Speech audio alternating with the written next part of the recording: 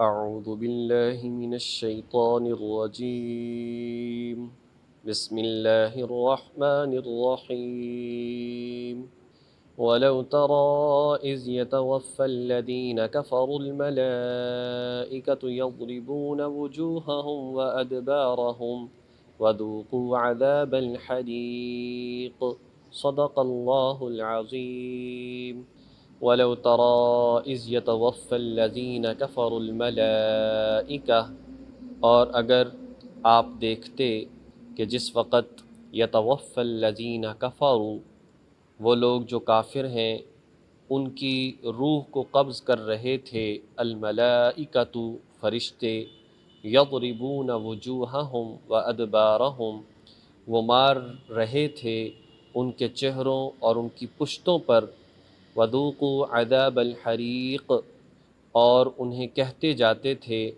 کہ جلنے کے عذاب کا مزہ چکھو، ذالک بما قدمت ایدیکم، یہ سب کچھ ان کے اعمال کا بدلہ ہے جو وہ اپنے ہاتھوں آگے بھیج چکے ہیں، وَأَنَّ اللَّهَ لَيْسَ بِظَلَّامٍ لِّلْعَبِيدِ، اور بے شک اللہ تعالیٰ اپنے بندوں پر ظلم کرنے والا نہیں ہے۔ ان آیات میں اللہ تبارک و تعالیٰ نے یہ بات ارشاد فرمائی کہ جو غزوہ بدر والے تھے، اللہ تبارک و تعالیٰ نے مسلمانوں کی مدد کے لیے فرشتے بھیجے، اور کفار کا کام تمام کرنے کے لیے بھی اللہ پاک نے فرشتے بھیجے، اور روایات میں آتا ہے مقامع من حدید، کہ وہ فرشتے ہتھوڑے کے ساتھ ان کو مارتے جاتے تھے ان کے چہروں پر اور اسی طریقے سے ان کی پشتوں پر۔ یہاں پر یہ بات سمجھنے والی ہے کہ اللہ تبارک و تعالیٰ نے ایمان بالغیب یہ متقین کی، ایمان والوں کی نشانی قرار دی ہے۔ فرمایا کہ قرآن ہدایت تو ہے لیکن ھدی للمتقین، پرہیزگاروں کے لیے ہے۔ یا اللہ پرہیزگار کون ہوتے ہیں؟ فرمایا یؤمنون بالغیب، جو غیب پر ایمان رکھتے ہیں۔ یہ سب غیب کے حالات ہیں کہ فرشتے کیا بات کرتے ہیں، جیسا کہ یہاں پر فرمایا کہ فرشتے کہتے جاتے ہیں وذوقوا عذاب الحریق، چکھو جلنے کے عذاب کا مزہ۔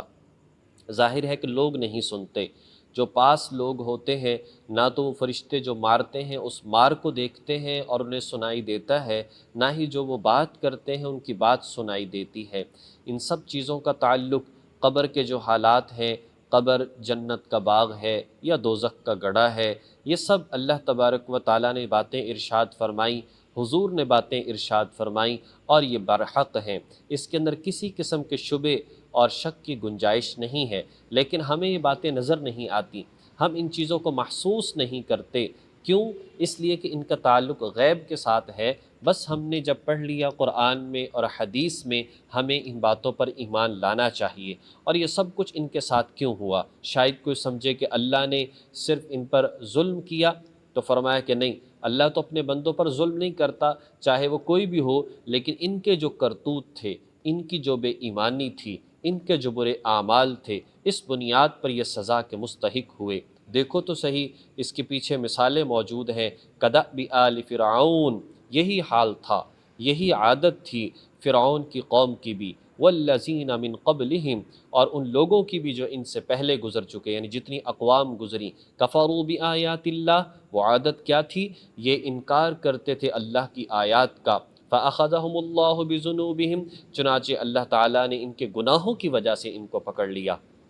فرعون کو پکڑا تو سرکشی کی وجہ سے، صالح علیہ السلام کی قوم کو پکڑا، معجزات کو دیکھنے کے باوجود ایمان نہ لائے، قوم لوط کو پکڑا، اپنی فحاشی عریانی بدکاری کی وجہ سے پکڑا، قوم شعیب کو پکڑا، ناپ تول میں کمی کرنے کی وجہ سے پکڑا، تو بہرحال نافرمانی کی وجہ سے یہ لوگ پکڑے گئے۔ ان اللہ قوی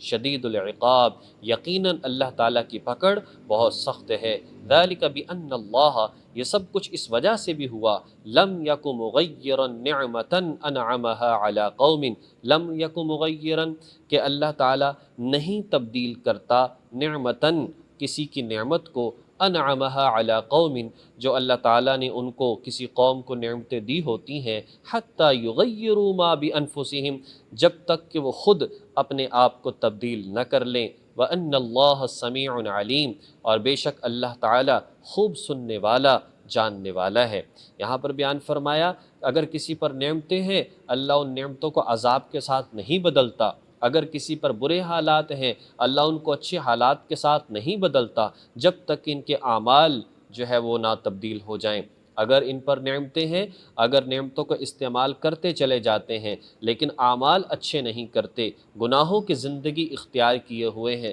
ناشکری کی زندگی اختیار کیے ہوئے ہیں، اللہ کے فرائض کو توڑتے چلے جاتے ہیں، سنت کے خلاف زندگی گزارتے چلے جاتے ہیں، اللہ تعالیٰ ان نعمتوں کو چھین لیتا ہے اور یہ برے حالات میں آ جاتے ہیں اور قہر الہی نازل ہوتا ہے، زندگی بے چینی والی بن جاتی ہے، پریشانیاں، تکالیف، مصائب، آزمائشیں آتی ہیں۔ اسی طرح سے اگر پریشانی کے حالات ہیں، انسان اللہ کی طرف متوجہ ہو جائے، کفر کو چھوڑ دے، گنہگاری کی زندگی ہے تو توبہ کر لے، تو اللہ تبارک و تعالیٰ نعمتیں عطا فرماتے ہیں، پریشانیاں دور فرما دیتے ہیں۔ تو قوم کی حالت بدلتی ہے اعمال کی وجہ سے، جس کو اقبال نے کہا خدا نے آج تک اس قوم کی حالت نہیں بدلی کہ نہ ہو خیال جس کو آپ اپنی حالت کے بدلنے کا۔ انسان خود کوشش کرتا ہے تو بدلتا ہے، اگر اچھے اعمال کرتا ہے تو حالات اچھے ہوتے ہیں، برے کام کرتا ہے تو حالات بگڑ جاتے ہیں۔ کدأب آل فرعون، پھر فرمایا یہی حال تھا فرعون کا بھی اور اس کی قوم کا بھی، اور والذین من قبلہم، اور ان سے پہلے جو لوگ تھے ان کا بھی کیا تھا، وہی کذبوا بآیات ربہم، کہ انہوں نے جھٹلایا اللہ تعالیٰ کی اپنے رب کی نشانیوں کو، فأہلکناہم بذنوبہم، اللہ تعالیٰ نے ان کے گناہوں کی وجہ سے ہلاک کر دیا۔ اللہ فرماتے ہیں کہ ہم نے ان کے گناہوں کی وجہ سے انہیں ہلاک کر دیا، وأغرقنا آل فرعون، اور ہم نے غرق کر دیا فرعون کی قوم کو، وَكُلٌّ كَانُوا ظَالِمِينَ، اور یہ سب کے سب لوگ ظالم تھے۔